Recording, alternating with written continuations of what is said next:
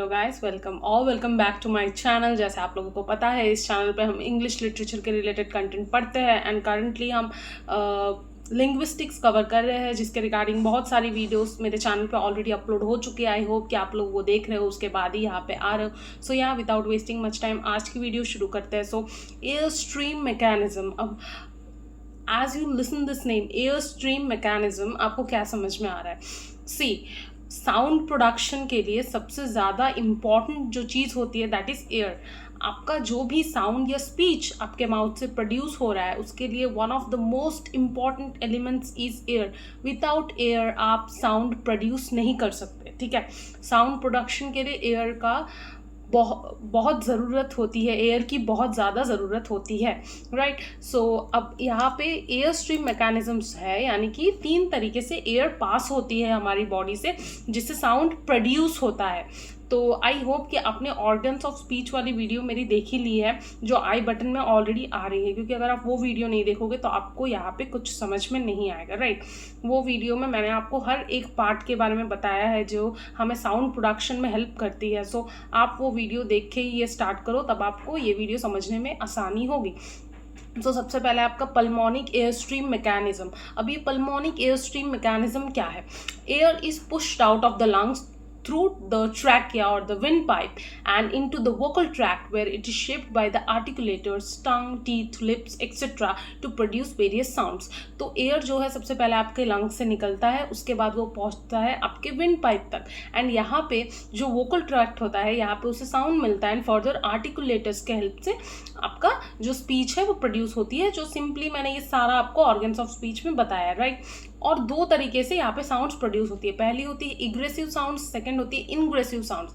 अब इग्रेसिव साउंड्स क्या है? इग्रेसिव साउंड्स मतलब outward movement of the air, यानी कि जब आपके नोज से या फिर आपके माउथ से जब एयर बाहर की तरफ निकलता है आपके बॉडी से, that is your egressive sounds. इस टाइम पे आपकी एग्रेसिव साउंड्स प्रोड्यूस होती है। तो sounds include P, T, K and S, ठीक है। This sounds are present in nearly all languages. आपकी हिंदी, इंग्लिश जो है, ये भी आपकी एग्रेसिव साउंड्स यानी कि पल्मोनिक एग्रेसिव साउंड्स में ही आती है, ठीक है। मेजर साउंड्स जो आपको हिंदी एंड इंग्लिश लैंग्वेज में मिलती है।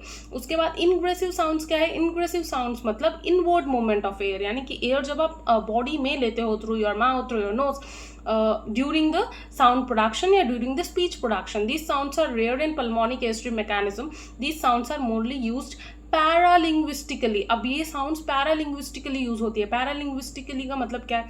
वाओ, ये जब आप ऐसे एक्सप्रेशंस, जब आप ऐसे वर्ड्स अपने मुंह से प्रोनाउंस करते हो, इस टाइम पे क्या होता है? The air goes inside your mouth and that makes it ingressive sounds, ठीक है।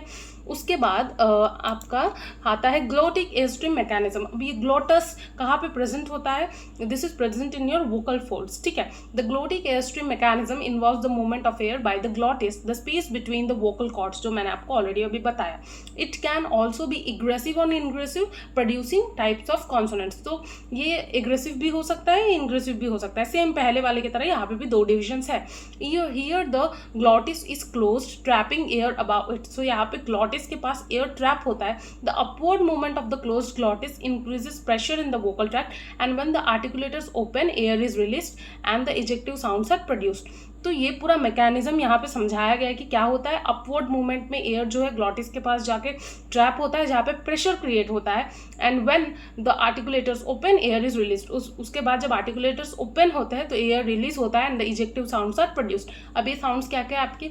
पी, टी, के, ये सारे आपके साउंड्स हैं। ये अम्हारिक एंड जियोर्जियन लैंग्वेजेस में इसका ज़्यादा यूज़ है।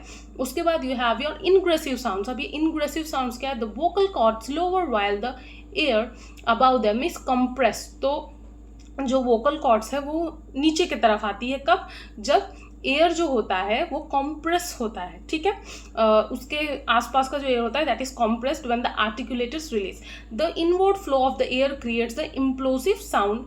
Implosives occur in languages like Sindhi and Swahili. The examples include BDG. अब ये BDG से दिख रहा है, लेकिन ये ऐसे प्रोनाउंस नहीं होता है, ठीक है। So because I don't know Sindhi and because I don't know Swahili, I don't know how this sounds are produced, but again I will tell you कि यहाँ पे जो मैकेनिज्म लिखा है ये आप सिंपली पढ़ो इसको, एंड इसको बहुत ज़्यादा डीप में समझने की कोई ज़रूरत नहीं है।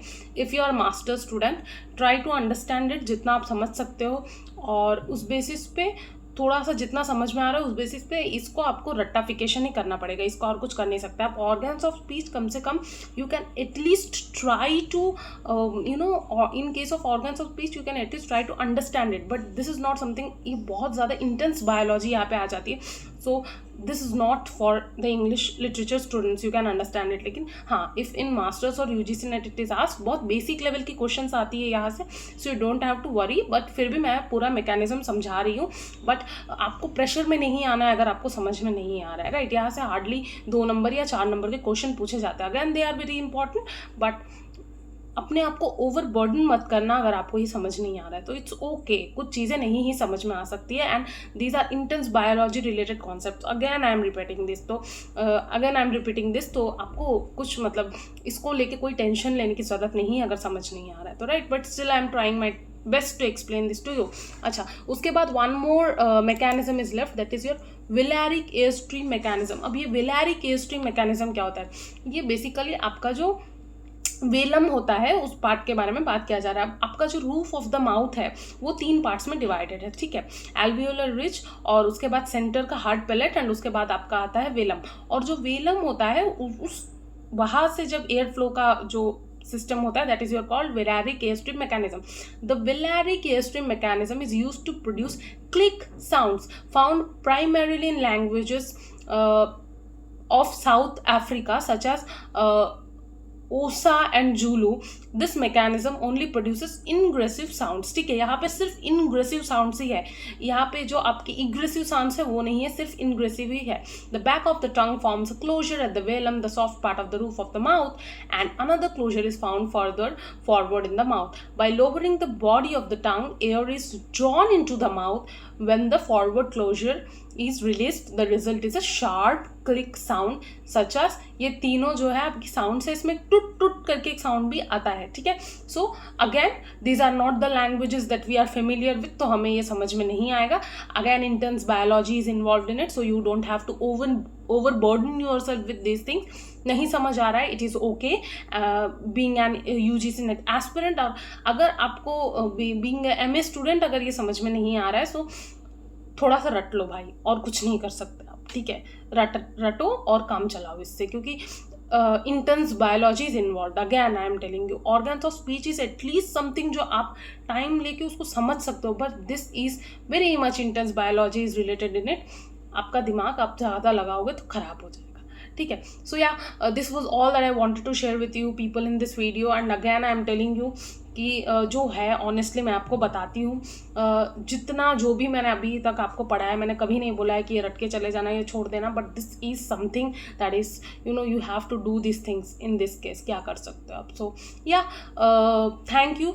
एंड अगर आपको वीडियो अच्छी लगी और आपको कुछ समझ में आया, एटलीस्ट नोट्स तो आपको यहाँ से मिल ही जा रहे हैं, उसके लिए आपको स्ट्रगल नहीं करना पड़ रहा है। So make sure that you like, share and subscribe the channel if you like the content. And once again thank you.